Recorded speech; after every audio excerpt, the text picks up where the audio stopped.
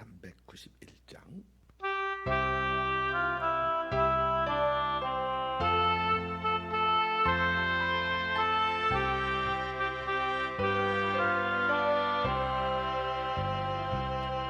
오 놀라운 구세주 예수 내 주 참 능력의 주시로다.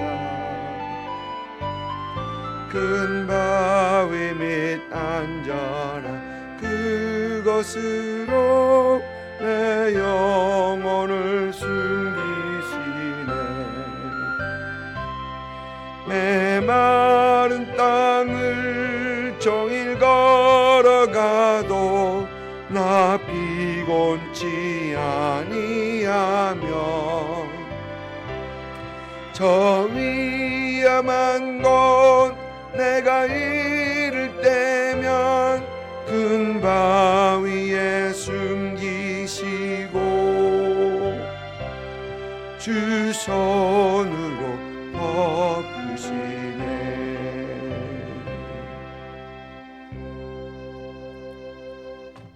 아멘. 시편 118편 8절부터 29절까지입니다. 8절부터 29절까지 우리 같이 한 목소리를 읽습니다. 여호와께 피하는 것이 사람을 신뢰하는 것보다 나으며 여호와께 피하는 것이 고관들을 신뢰하는 것보다 낫도다. 문나라가 나를 애워쌌으니 내가 여호와의 이름으로 그들을 끊으리로다. 그들이 나를 애워싸고 애워쌌으니 내가 여호와의 이름으로 그들을 끊으리로다. 그들이 벌들처럼 나를 애워쌌으나 가시덤불에 불같이 타 없어졌나니 내가 여호와의 이름으로 그들을 끊으리로다. 너는 나를 밀쳐 넘어뜨리려 하였으나 여호와께서 나를 도우셨도다. 여호와는 나의 능력과 찬송이시요 또 나의 구원이 되셨도다. 의인들의 장막에는 기쁜 소리 구원의 소리가 있으며 여호와의 오른손이 권능을 베푸시며 여호와의 오른손이 높이 들렸으며 여호와의 오른손이 권능을 베푸시는도다. 내가 죽지 않고 살아서 여호와께서 하시는 일을 선포하리로다. 여호와께서 나를 심히 경책하셨어도 죽음에는 넘기지 아니하셨도다. 내게 의의 문들을 열지어다. 내가 그리로 들어가서 여호와께 감사하리로다. 이는 여호와의 문이라 의인들이 그리로 들어가리로다. 주께서 내게 응답하시고 나의 구원이 되셨으니 내가 주께 감사하리이다. 건축자가 버린 돌이 집 모퉁이의 돌이 되었나니 머릿돌이 되었나니 이는 여호와께서 행하신 것이요 우리 눈에 기이한 바로다. 이날은 여호와께서 정하신 날 것이라. 이날에 우리가 즐거워하고 기뻐하리로다. 여호와여 구하옵나니 이제 구원하소서. 여호와여 우리가 구하옵나니 이제 형통하게 하소서. 여호와의 이름으로 오는 자가 복이 있으며 우리가 여호와의 집에서 너를 축복하였도다. 여호와는 하나님이시라. 그가 우리에게 빛을 비추셨으니 밧줄로 절기 제물을 제단불에 맬지어다. 주는 나의 하나님이시라. 내가 주께 감사하리이다. 주는 나의 하나님이시라. 내가 주를 높이리이다. 여호와께 감사하라. 그는 선하시며 그의 인자심이 영원함이로다. 아멘. 시편 118편은 하나님께 제사 드릴 때 인도하는 사람과 이제 회중이 주고받는 회답 행식으로 하는 회답시다라는 말씀을 어제 드렸었습니다. 이 회답은 계속해서 이어지고 있습니다. 어제 말씀 6절과 7절에서는 여호와는 내 편이다라고 했던 그 시편 기자의 고백이 있었고요. 또 오늘 말씀 8절과 9절을 보면은 여호와께 피하는 것이 사람을 신뢰하는 것보다 나으며 여호와께 피하는 것이 고관들을 신뢰하는 것보다 낫도다라고 하면서 하나님은 우리가 피할 자다라고 고백하고 있습니다. 8절과 9절은 이 사람과 고관들이 바뀐 것 외에는 같은 말씀입니다. 왜 그런가? 여전히 하나님은 내 편이기 때문에 그렇습니다. 우리가 어려움을 당할 때 하나님께로 피할 수 있는 분이 바로 우리 하나님이시다라는 것입니다. 여러분, 사람을 의지하는 것, 또 고관을 의지하는 것에서는 한계가 있습니다. 왜냐하면 우리 사람은 인자, 그 사랑이 하나님처럼 크지 못합니다. 또 우리는 그 진실함이 영원하지도 못합니다. 그래서 사랑에 한계가 있고 신실함에도 한계가 있기 때문에 그렇습니다. 또 사람의 힘에는 한계가 있죠. 아무리 의지가 있어도 도울 만한 힘이 없으면 돕지 못하는 것이 바로 우리 사람입니다. 그런데 우리 하나님은 그렇지 않으십니다. 우리 하나님은 그 인애가 크시고 진실하심이 영원하신 분이시고, 우리 하나님은 우리를 도우실 의지가 있으신 분이시고, 또 우리를 도우실 힘이 있으신 분이시기 때문에 하나님은 하나님께 피하는 여호와께 피할 수 있다라는 것이죠. 오늘 말씀 10절부터 12절을 보니까 문나라가 나를 애워쌌다라고 합니다. 그리고 벌들이 나를 애워싼 것처럼 애워쌈을 당했다라고 합니다. 13절을 보면은 너는 나를 밀쳐 넘어뜨리려 하였다라고 합니다. 마치 전쟁 한복판에서 적들에게 애워싸임을 당한 것 같은 어떤 그런 상황, 그러니까 그 상황에서 헤어날 수 없는 그런 상황에 처해 있는 것 같습니다.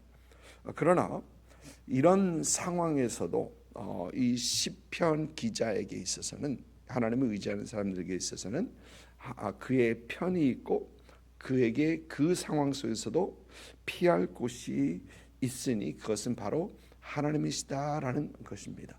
하나님은 그 어떤 상황 속에서도 우리가 피할 수 있는 분이다라는 것을 얘기합니다. 10절, 11절, 12절은 내가 여호와의 이름으로 그들을 끊으리로다. 여기서 그들은 그들을 애워싼 자들 끊으리로다라고 하는 겁니다. 여호와의 손이 권능을 베푸시고, 또 여호와의 오른손에 이 권능의 손이 높이 들렸다라고 시편 기자는 고백을 합니다. 모세와 백성들이 출애굽을 한 후에 애워싸임을 당하는 그런 상황에 처해집니다. 그들의 앞에는 홍해가 가로막고 있고 그들의 뒤는 이제 바로의 군대가 쫓아오고 있습니다. 그런데 그런 상황에서 그들은 하나님의 권능을 보게 되는 것이죠. 하나님의 권능의 강한 권능의 오른손에 행하시는 것을 봅니다. 그리고 이 하나님의 구원의 손길, 구원을 본 모세와 이스라엘 백성들은 찬양을 하는데, 출애굽기 14장을 보면 이런 찬양합니다. 모세와 이스라엘은 이제 여호와는 나의 힘이요 나의 노래시요 나의 구원이시다라는 어떤 그런 찬양을 하나님 앞에 올려드립니다. 오늘 말씀 14절에 그 말씀이 이 출애굽기에서 나오는 어떤 그런 모세와 이스라엘 백성들의 그 노래인 것입니다. 헤어날 수 없을 것 같은 그런 상황 속에서 도움을 주시고 그들을 구원하신 하나님을 찬양하고 있는 것이죠. 여러분, 우리도 그렇습니다. 우리도 스스로 헤어날 수 없는 이 죄의 사슬, 또 사망의 굴레에 갇혔던 그런 우리들입니다. 그 누구도 스스로 의롭다 할 수 없고 스스로 구원할 수 없는 그런 우리입니다. 하나님을 모르고 마귀에게 이끌려 가던 그런 우리. 그런데 예수 그리스도의 십자가, 그 극적인 그 사건으로서 하나님께서 우리 죄를 사하시고 우리를 죄의 사슬에서 해방시키시고 사망에서 우리를 인도하셔서 하나님 안에서 영원한 생명을 주신 하나님이십니다. 이것을 이해하는 사람들, 이 십자가 사건, 십자가 은혜를 이해하는 사람들은 하나님을 찬양할 수밖에 없는 것이죠. 하나님의 강한 그 손길을 경험한 사람들은 하나님을 찬양할 수밖에 없는 것입니다. 오늘 말씀에서 시인은 내가 죽지 않고 살아서 여호와께서 하신 일을 선포하리로다라고 합니다. 그 어떤 상황에 그가 처해 있는 상황, 그가 애워쌈을 당하고 있는 그런 상황에서 절대 죽지 않을 것이다. 반드시 살 것이다. 그리고 하나님의 행하심을 말할 것이다 라고 합니다. 그가 처해 있는 상황이 매우 좋지 않습니다. 그러나 그는 그 모든 상황 위에 계시는 하나님을 그는 볼 수 있는 것입니다. 또 그리고 그 하나님은 그의 편이 되시고 그 하나님은 그의 피난처가 피할 곳이 되시고 그 하나님은 그를 도우시는 분이시라는 것을 그는 알고 있습니다. 그래서 그 믿음으로써 그는 절대 죽지 않고 살아서 하나님의 구원을 경험하고 또 그 하나님을 찬양하고 그 하나님의 기사를 말을 할 것이다 라고 하는 것입니다. 여러분, 우리가 소망이 없는 것 같은 그런 상황, 절망 속에서 소망을 볼 수 없는, 미래를 기대할 수 없는 어떤 그런 상황 속에 빠질 것 같은 그런 때가 있긴 있습니다. 그런데 그런 상황 속에서 여전히 우리가 소망하고 여전히 앞으로 나아갈 수 있는 것은 하나님 때문이죠. 하나님은 우리의 힘이 되시고 하나님은 우리의 피난처가 되시고 하나님은 우리를 도우시는 분이기 때문에 그렇습니다. 하나님의 인자하심은 우리를 향한 하나님의 인자하심은 여전히 크시고 우리를 향한 하나님의 성실하심, 신실하심은 영원하다는 것을 우리는 믿기 때문에 여전히 힘들고 어려운 절망 속에서도 하나님을 바라보고 우리는 일어서고 다시 나아갈 수 있다라는 것입니다. 그리고 이런 하나님을 경험한 사람들은 하나님을 찬양하게 됩니다. 하나님을 찬양합니다. 10절과 20절 보니까 의의 문을 얘기하고 있고 여호와의 문을 말하고 있습니다. 구약 시대에 이 의의 문, 이 여호와의 문은 이 성전, 하나님의 성전문을 말을 합니다. 응답하시고 구원하신 그 하나님 앞에 나아가 하나님을 찬양하는 그 모습을 그려주고 있는 것입니다.